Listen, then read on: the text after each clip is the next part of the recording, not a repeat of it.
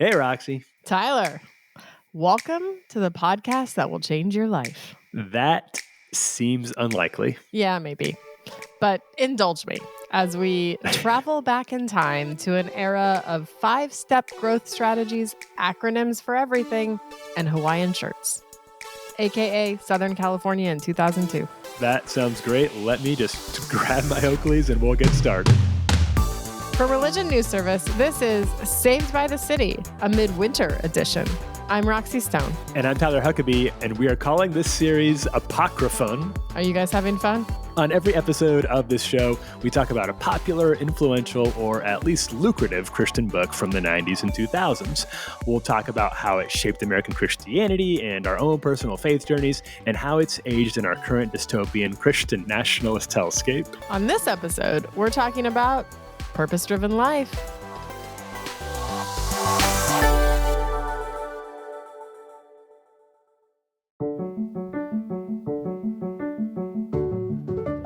Well, today's book, Purpose-Driven Life, is by a Hawaiian shirt-wearing pastor, Rick Warren.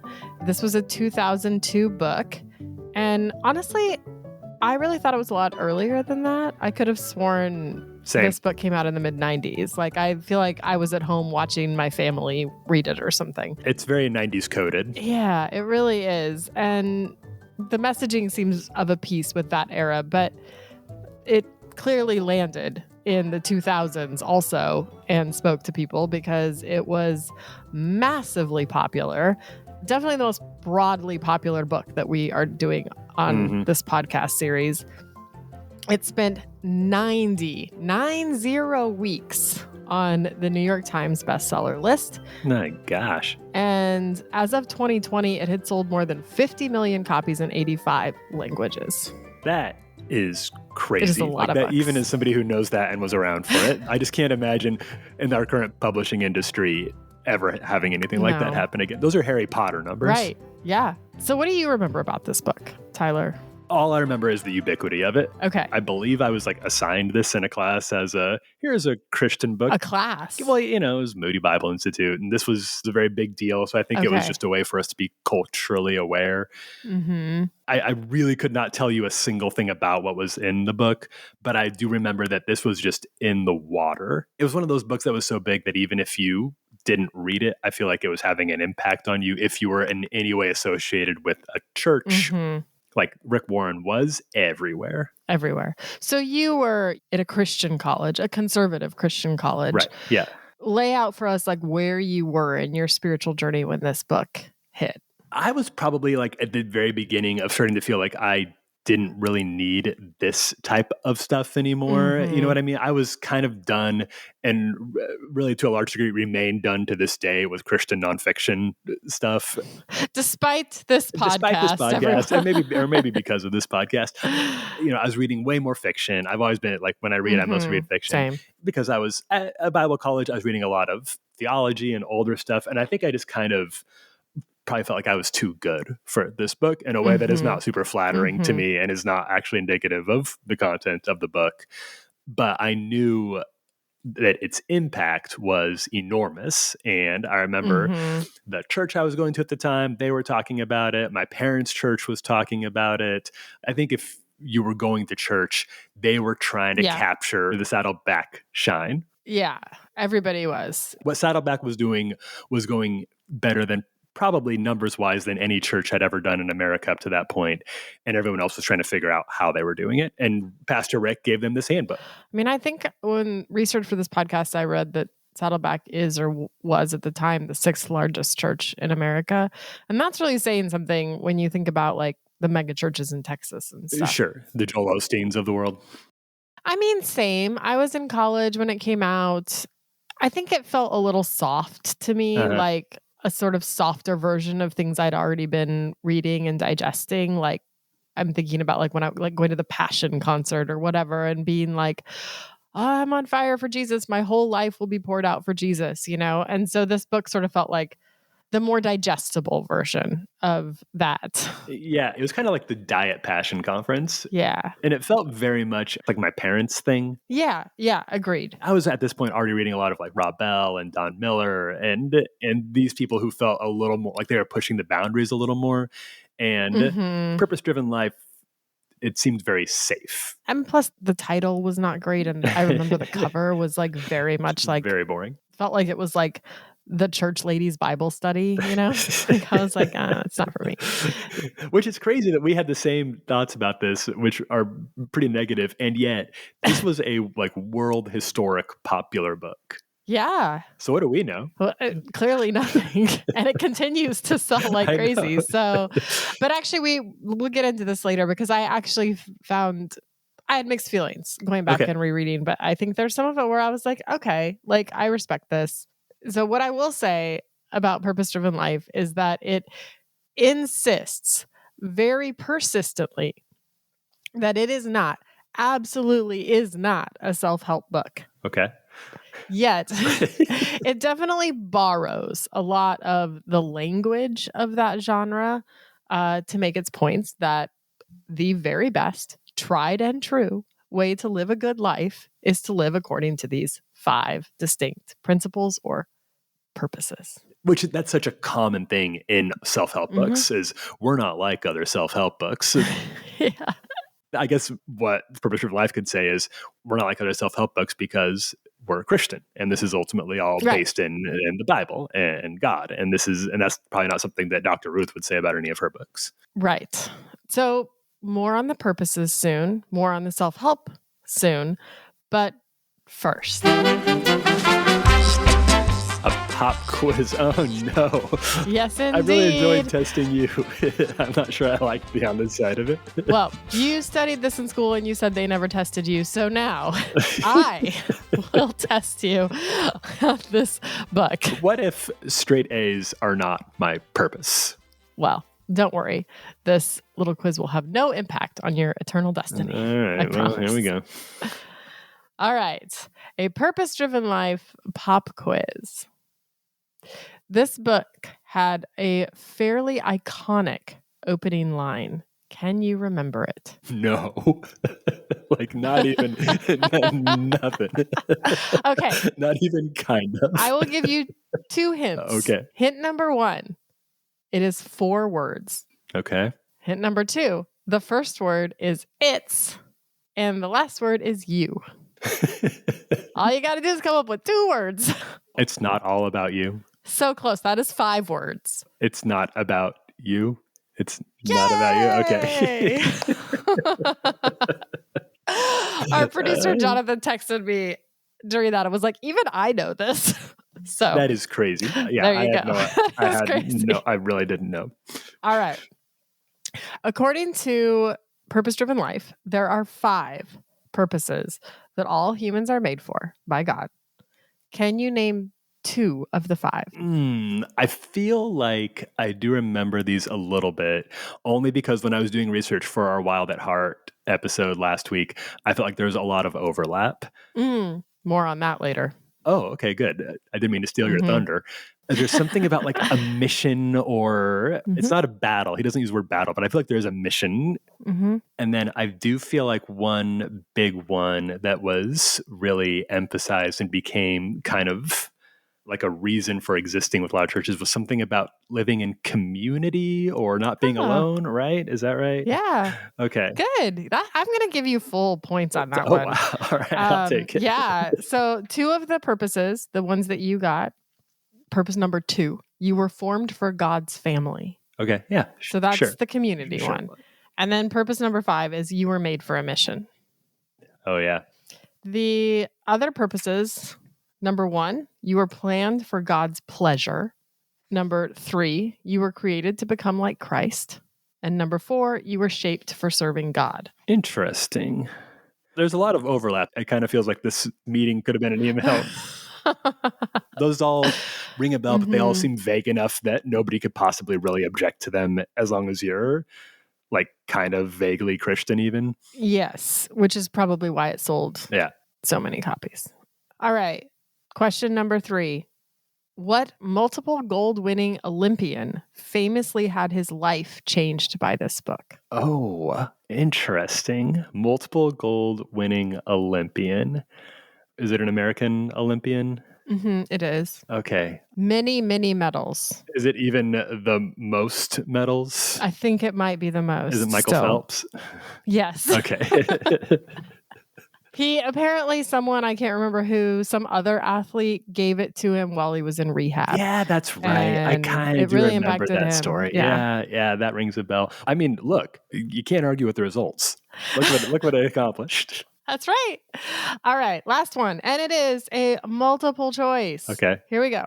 Which of these phrases was not in Purpose Driven Life? A, at death, you won't leave home, you'll go home. B, many people become bitter rather than better. C, everything that happens to you happens for a reason.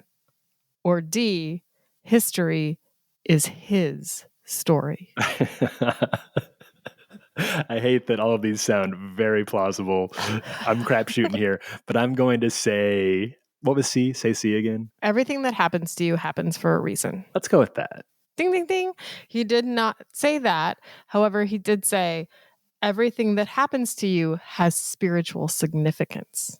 Oh, wow. Yeah, it's actually sounds almost the same as everything that happens for a reason, but it's a pretty significant difference. It's almost more pressure. I agree with you. Because everything that happens for a reason is at least passive. You can just kind of say, well, maybe I'll figure that one out down the road. But spiritual significance could be good or bad, and it could be like it's an obligation. Yes, exactly. It's an obligation.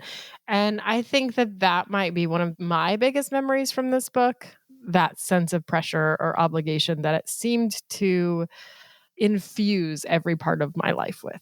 I think that's broader than just this book for me, at least. This was a message I was getting from so many other channels. Yes. Just indicative of a very common attitude within evangelicalism at the time. Probably still today, for all I know. Indeed, for all we would know. That makes it sound like I'm what is the spiritual significance of being post-evangelical? Of not being evangelical anymore. All right. More on that later. But first, let's talk about why we picked this book. Also, you did great on the pop quiz. Considering I don't remember it, thank you for all the help, especially in that first one.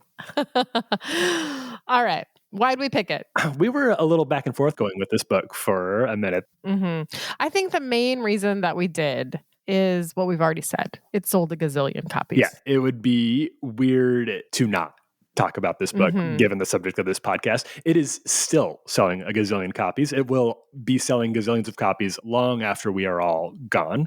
We keep coming at this, but it is hard to overstate the influence that this book had on American Christianity in that era and the way it shaped where we're at today. If you have never heard of this book, and if you've never gone to church, I would say even, your life has probably still been shaped by the impact of this book in one way or another. I find it hard to parse with this book, whether it's like the horse or the cart. Like, did American Christianity of 2002 produce Purpose Driven Life, or did Purpose Driven Life shape American Christianity of 2002? The era was so primed for something like this. You were at the beginning of like counseling being kind of mainstream. Like you didn't have to be a total crackpot to go to counsel. You could just go to get counseling and therapy because you wanted to, you were interested in self-improvement.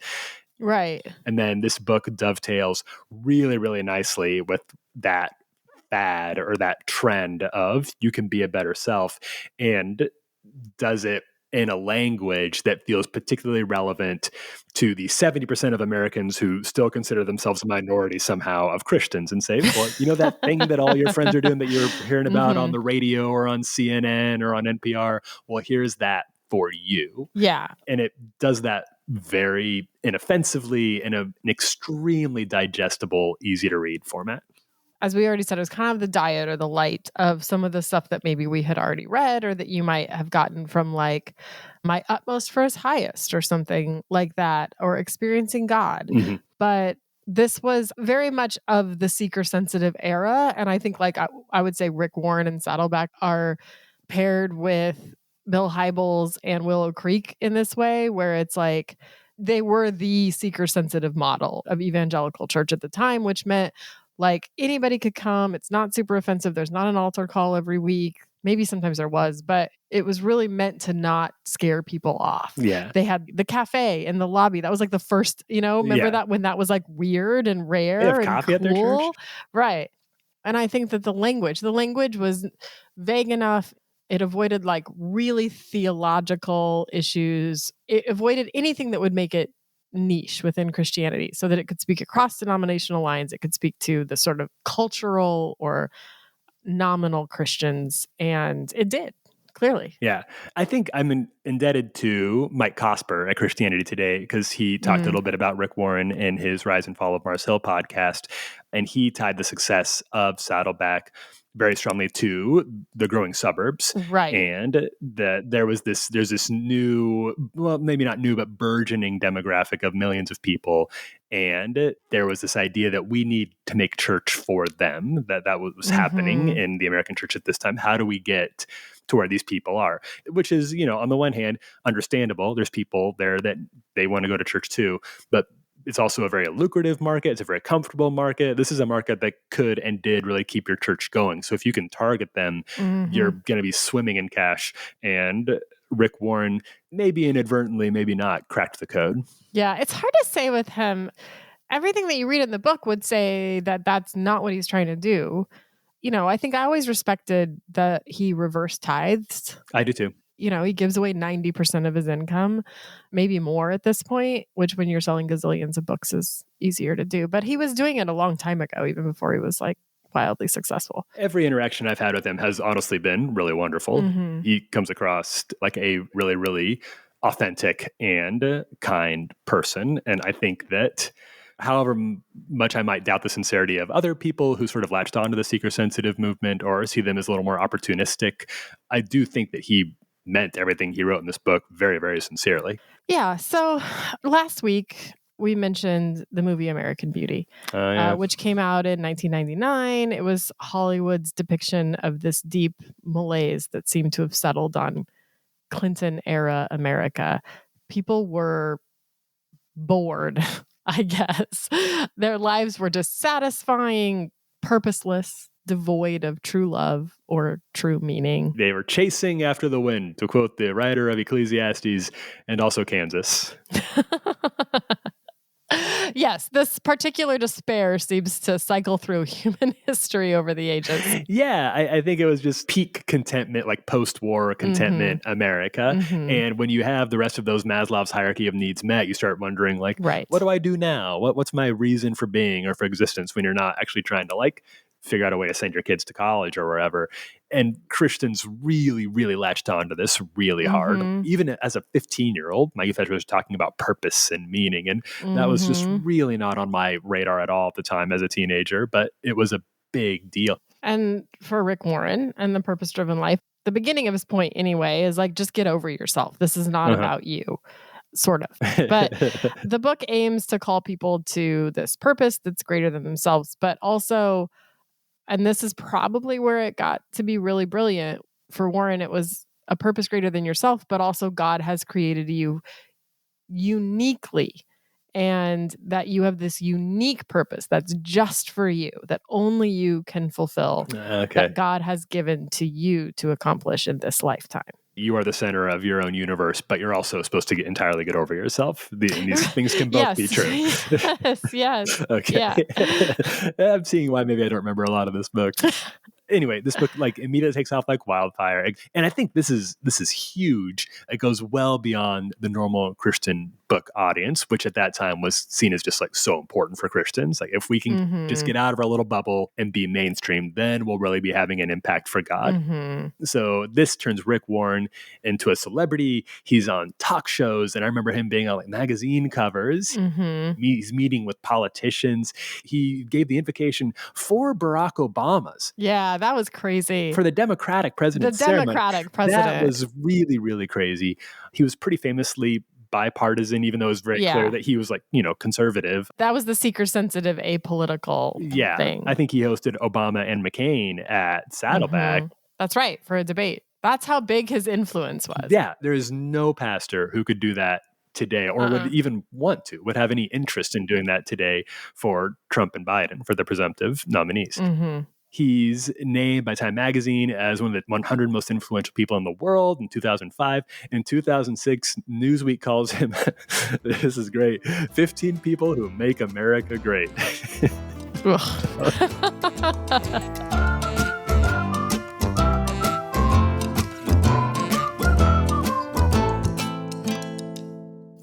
He was America's pastor for a while.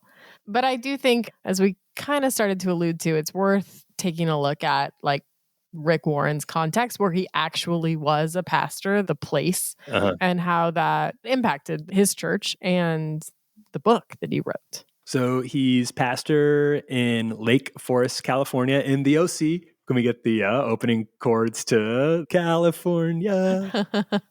It's a red dot in a sea of blue. Well, yeah, it's a very wealthy red dot in a sea of blue. Very wealthy and very white. Around the time that this book comes out, Lake Forest was 76% white, and the median income for a family in Lake Forest at the time was $96,000. That is nearly twice the average for the rest of America. Really, the book kind of grew out of a book he wrote in 1995 for his church or about his church and the work that he'd been doing there that was called Purpose-Driven Church. Now, at its very best, Purpose-Driven Life is Warren's attempt to shake Christians out of a selfish life driven by wealth and material success and consumerism, even if it does attempt to do this in a language familiar to those steeped in such pursuits. It's this sort of like self-help corporate speak that is probably very familiar to anybody who has read self-help books before. Yeah, and I think obviously in retrospect, it does assume a lot of what I would say is privilege and a lot of agency on the part of readers that they can like really own part of their life to find their purpose and live into it. Even though I think he tries at times to like back away from that and be like, your circumstances can be whatever and you can still find your purpose. His audience, I think he assumes and knows is like an audience with privilege and money. They've fulfilled those bottom parts of the pyramid of needs, and they're not worried about where their next meal is going to come from or the roof over their heads, or certainly not like, how do I get a job if I've been incarcerated or something like that? We're assuming a lot of agency. Yes. So what does this book actually say? And are we allowed to like any of it still? That and more after the break. Religion News Service is an independent, award-winning source of global reporting on religion, spirituality, culture, and ethics. From Anglicans to Zoroastrians, RNS has religion covered A to Z. And if you like what we're doing at Saved by the City or here on ApocryFUN, let us know. Throw us a rating or a review. It goes a long way toward getting the word out about the show. And if you have some suggestions for books you'd like to see us cover, we would really love to hear them. Thanks to Nick R. for sending a few ideas our way this week. We will get to them, just the way that love does. Oh. Hit us up on social media. Except definitely not on X, not on TikTok, Threads, Instagram, Blue Sky, maybe even Facebook. Yeah, sure, Facebook. Or you can also, and probably best of all, email us at sbtcpodcast at religionnews.com. We would love to hear from you.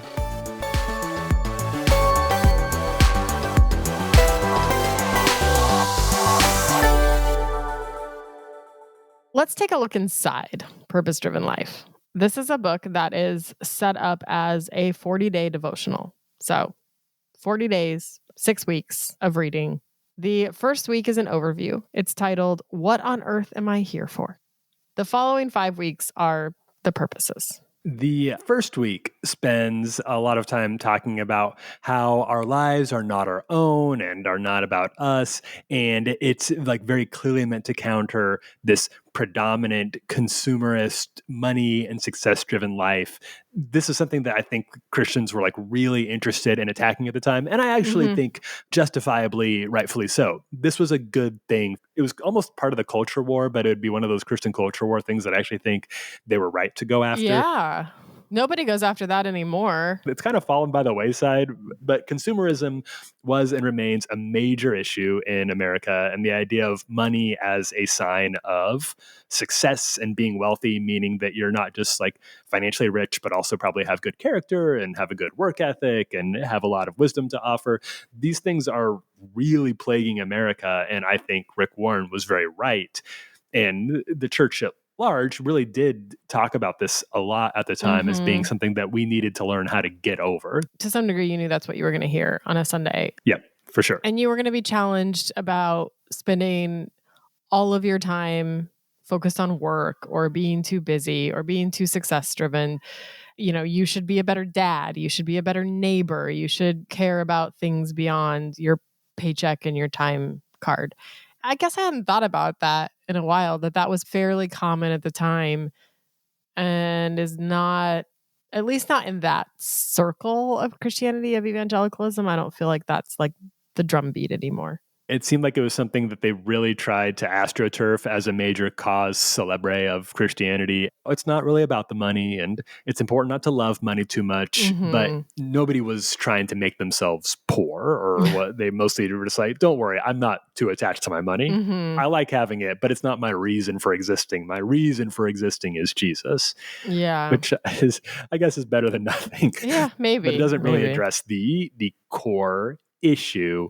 They kind of maybe accidentally backed into this correct critique of American culture that became very central to the church in the 90s. And I think that Purpose-Driven Life, you know, really addressed it, called it out. But yeah, it wasn't like Shane Claiborne. It's not like Rick Warren was saying sell everything and wear brown paper bags for pants. Yeah, because Shane's book, which came a little later, actually demanded real sacrifice and like called Christians to live lives closer to the marginalized and to the impoverished, which to my recollection was not part of the challenge of Purpose-Driven Life. No, I think it was just don't care too much about this. Don't dedicate too much of your life to it, but also be a really good worker and you know, be ethical and treat your coworkers well and share the love of Jesus with your coworkers and that kind of thing. You know, like your God-given purpose could easily be integrated with your job and your career and the rich suburb that you live in. And I do think that idea about like just having the right attitude about money, which is such a vague, nebulous thing, you can really assure the rich people in your congregation that they are being good Christians as long as they don't love money too much, which there's no way to test if you're loving money too much or not, right? There's no way you can actually decide whether or not you love money other than what would happen if you woke up tomorrow and it was all gone, which would actually terrify any one of us. Yes, guilty. But like Shane Claiborne really did say, we should probably have less money. Like the average American doesn't need as much money as they have. They should be giving more of it away. And it seems like Purpose-Driven Life was more, we shouldn't care about money as much as we do. But if you happen to continue to making a lot of money, even while not caring about it, then that's not a problem. Yeah. And then do something good with it. Yeah. Maybe God has called you to be rich. Right. And you can use all that money to help fund missions or support good causes, which he certainly has done with a lot of his money. With his peace plan. I think a lot of people who are associated with him have probably done the same thing. I went to Saddleback in 2006. Oh, I've never been. Yeah, it's huge. It's also gorgeous. There's like these cliffs that drop off into the ocean right there, and it's beautiful. It's like the most beautiful part of the whole country. It's incredible. It's incredible. I need God to call me there. I think that's my purpose. This is when I was working at Christianity Today, and I can't remember, I was working on something that had to do with small groups, and this was the era of small groups. Yeah. Every church you were in a small group, you were doing some kind of Bible study, you were probably doing Purpose-Driven Life together in your small group. And I think there was even, you know, he did do marketing well. There was a Purpose-Driven small group book that came out or curriculum that came out. Oh, that's great. So I do remember going to visit and just the folks that were there and the many SUVs in the parking lot. And I went to a small group, just as sort of like a guest, and it was in such a gorgeous home. And it was a weird paradox, you know? And that's just something that I think will always be a little bit strange for anybody who gets involved in those evangelical circles, is that there are people who are oftentimes very nice. Oh, yeah. And like do probably give a lot of money to charitable and praiseworthy causes, and oftentimes even will volunteer. Like I think that the world will probably never know how much Saddleback has done for the local community in terms of the things that it has done to help the very small homeless population around there, but it does exist. And even some of it's like, I think the things that it's done for like poverty alleviation. And certainly there are people who would say this book gave them a reason to live when they didn't know whether or not they'd have any. And I remember hearing those stories come out all the time when this book was huge. Somebody would be at, the end of their rope and they came across this book, which were everywhere. They were as common as bricks. You could just walk outside and there'd be stacks of them there in the street, on the street corners, and pick one up. And I think it really did help people. I think it probably saved lives. Yeah, absolutely. To that end, the end of day 1 in the book, I think, kind of conveniently for us, offers a really succinct summary of where the book's going, what it's about. So he offers 3 points as a roadmap. Number 1, you discover your identity and purpose through a relationship with Jesus Christ. No surprises. No, that sounds good. Number 2, God was thinking of you long before you ever thought about him. His purpose for your life predates your conception. He planned it before you existed, without your input. You may choose your career, your spouse, your hobbies, many other parts of your life, but you don't get to choose your purpose. There's so much happening there, like on both a cosmic level and both on a very experiential. Thanks a lot, God. Thanks, God. This unknown purpose I don't get to choose, and I have to discover by reading purpose-driven life. All right. But that's like not even true, right? Like, I don't think choose so. your career. Like, I don't know that most people get to really choose their career. Most of us kind of fell into the jobs that we have through a mix of accident and what was available to us and what our abilities were. Yeah. And your hobbies, like if I could hoop at all, maybe my hobbies would be basketball, but God did not give me that either. So both my purpose and my lack of ability on the basketball court are the 2 things God did not give me the ability to choose. I'm sorry. I've made peace with it. It's all right. I mean, I have to think that some of these things like drive us toward our purpose, right? That's probably true. Number 3, the purpose of your life fits into a much larger cosmic purpose that God has designed for eternity. Okay. So you're a one player in the grand opera. All right. I'm down with that. Sure. Each daily reading ends with this extremely 90s and early aughts little box on the page. And inside of each of these boxes is 1, a point to ponder, 2, a verse to remember. Oh man, I do remember this now. Like this is all flooding back to me as I'm reading this. And 3, a question to consider. An example from somewhere deep in the middle of the book. All right. Point to ponder for this day. Every temptation is an opportunity to do good. The verse to remember. God blesses the people who patiently endure testing. Afterward, they will receive the crown of life that God has promised to those who love him. James 1:12. The question to consider. What Christ-like character quality can I develop by defeating the most common temptation I face? Tyler, what's your answer? The temptation I face every day is to go up to every kid I see shooting hoops in his front yard and just really show them what's what. And the Christ-like quality I develop by resisting that temptation every time is being a person of a sort of quiet. I know how much skill I have on the court. I don't need to show. And I think Jesus probably felt the same way. Like a humility, a gracious humility. Exactly. Yeah, you got it. You got it. All right, great. All right. So let's discuss these 5 purposes that Warren says in the book are clearly revealed for our lives through the Bible. Okay. And this is total. Every single person, no matter who you are, these 5 things are going to apply to your life. Yes. And they're in the Bible. Okay. I can't argue with that. Purpose 1 is you were planned for God's pleasure. These have like little daily devotion titles like Becoming Best Friends with God and When God Seems Distant. So this is the first and very nice sounding purpose, is that God created you because he wanted to create you. Like you genuinely bring joy to God. Yeah, I think in this section there was like a lot of metaphors around God as artist, you as creation, wouldn't a painter give a lot of thought and love and care to each person she puts in a painting. That's nice. Yeah, it is nice. Makes everybody feel good. But it also, there's like a little bit of obligation because you're supposed to want to be friends with God. So God did all this for you. What have you done for him? Are you enjoying God back? Yeah. So where are you at? All right, that makes sense. Purpose 2, you were formed for God's family.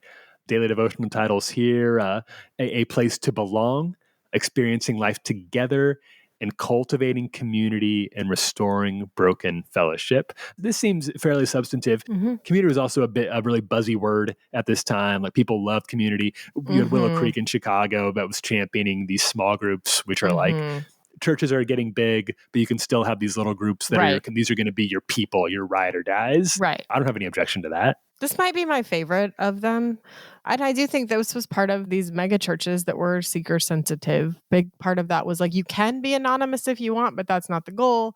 The goal is ultimately that you get plugged in so that you can do life together with your small group. And this is as right for the bowling alone thing has gotten some traction. Like Americans are getting lonelier. There's a loneliness epidemic, which has only gotten more poignant and pointed in the years since then. And churches are well established to tackle this issue. You have a built-in community there. Purpose 3, you were created to become like Christ. Some of the daily devotion titles here: transformed by truth, transformed by trouble, growing through temptation. I'm a little nervous about this one.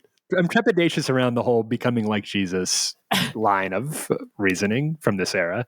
Yes. There's a page in this chapter, the one that I would say is the most problematic, still reading back on it. Just think about like the Twitter wars of the last few years as you contemplate this passage.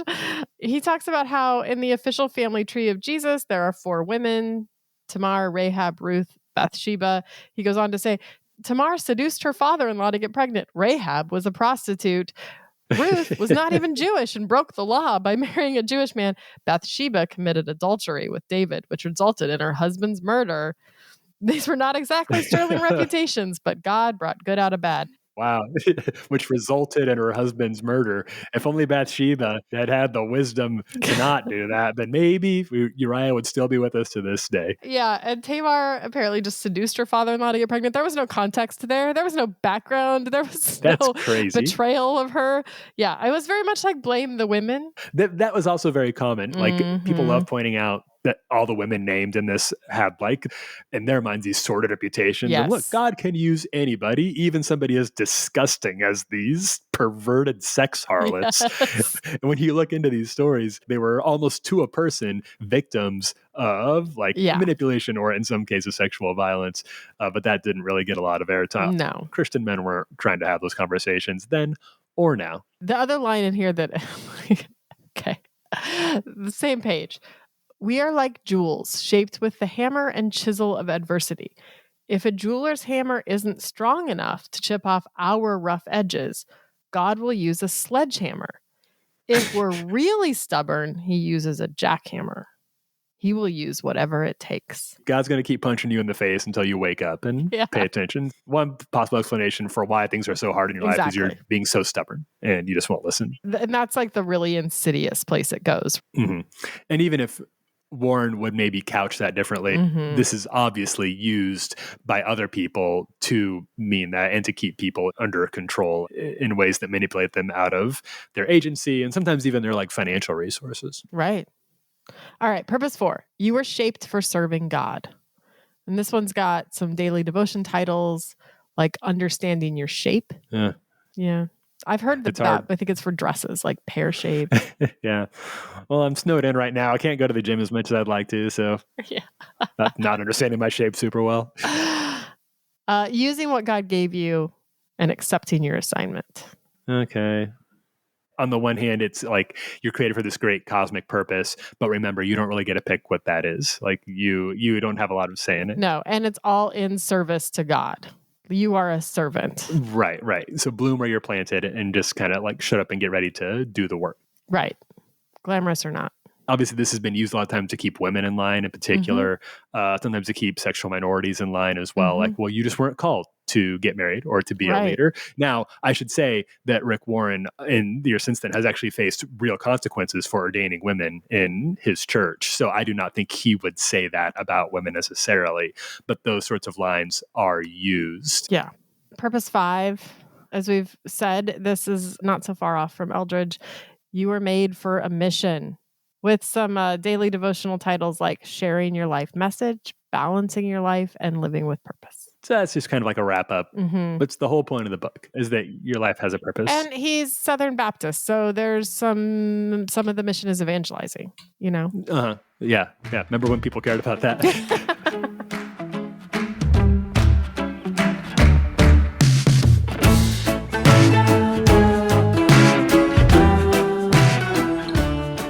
We've talked about the impact. We've talked about the message. Like we said, we weren't sure about whether to include this because it really was not exactly our demographic.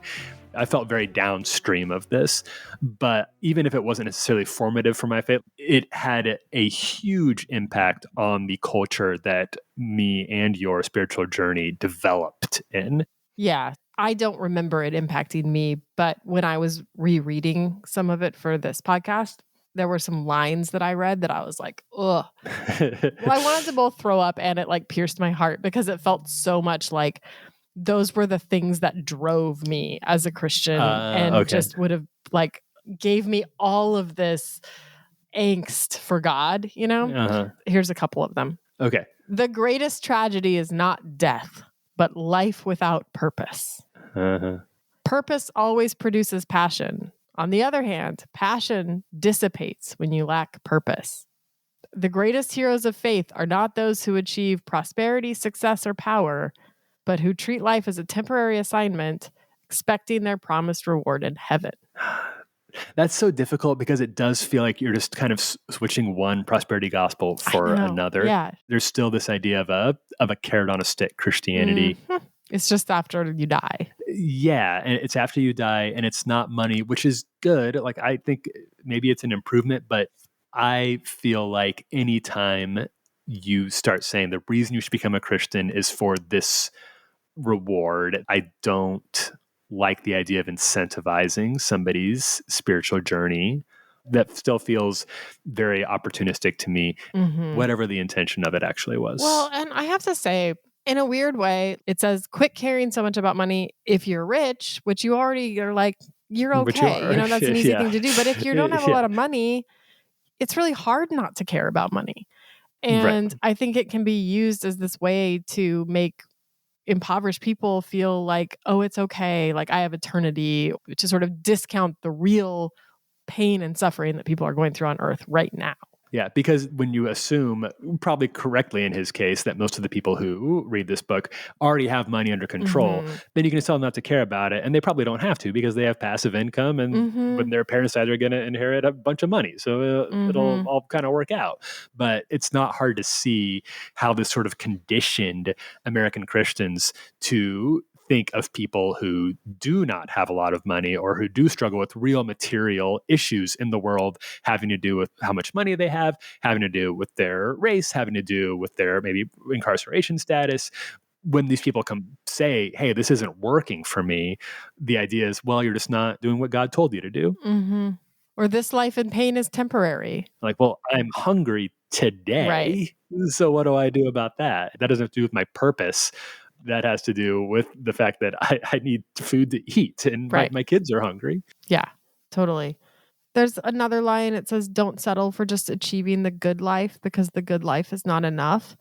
And I think that really drove me a lot at the time, like this idea of like, of settling, and that would be really disappointing to God who created me for these amazing things, you know? And so I think that was another thing that wasn't unique to this book, but was very much in the water at the time. Just that pressure. I'm thinking about this as a teenager. at that time, you're already so confused and you're so stupid and you're making so many mistakes anyway. And then there's this transcendent significance that's put on top of all of those things. Yeah. It's a lot of pressure for a kid to live with. And part of the reason purpose-driven life takes off at that time is because it makes it sound pretty easy. He takes these things that do put a lot of pressure on a lot of people and do seem like they should give you like cosmic anxiety every waking moment of the day, but he breaks them up into digestible bite-sized pieces that aren't super offensive and that really do scratch the itch of, but God's on your side. He made you for a purpose. You've got this. God's got you. So it goes down a lot easier. What do you think of this book in retrospect? Where does it land now? I feel like in large part, the mainstream white evangelicalism of the country has moved away from this book. In a lot of evangelical circles, I've seen winsomeness be used in a very derogatory way. Like, well, you're just trying to be winsome. You're just trying to win over the culture. And I think a lot of people would say that this book falls into that category of trying to be winsome, where what is really needed today is we were way too seeker sensitive. Now we need to be almost seeker abrasive. Like seekers need to know what they're signing up for if they want to be a Christian. And I'd say to the point, they feel this so much that they eventually kicked Rick Warren out of the Southern Baptist Convention because they said, well, you're not part of the program anymore. We're trying something different now. We're back to real, hard, tough Christianity. And if you can't get with the program, then you're not with us. ApocryFUN or ApocryFoul? I'm going to say Apocrypha forgettable. Well done. Yes. Sorry, Rick. I do have I guess this did come across. I think sticking to his guns with ordaining women in Saddleback took a lot of guts, and I really respect him for it. And I think in doing that, he established himself in a small way as a part of a church, the church that I would rather be part of than one that I was like pretty happy to leave behind when the time came.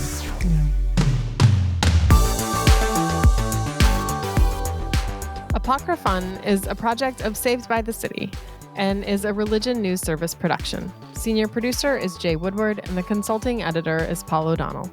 We get production assistance from Elizabeth Joy Wyndham and Julia Wyndham. Chaz Russo put together our look, and Martin Fowler wrote our theme music. We are Roxy Stone. And Tyler Huckabee. California. California. Here we go.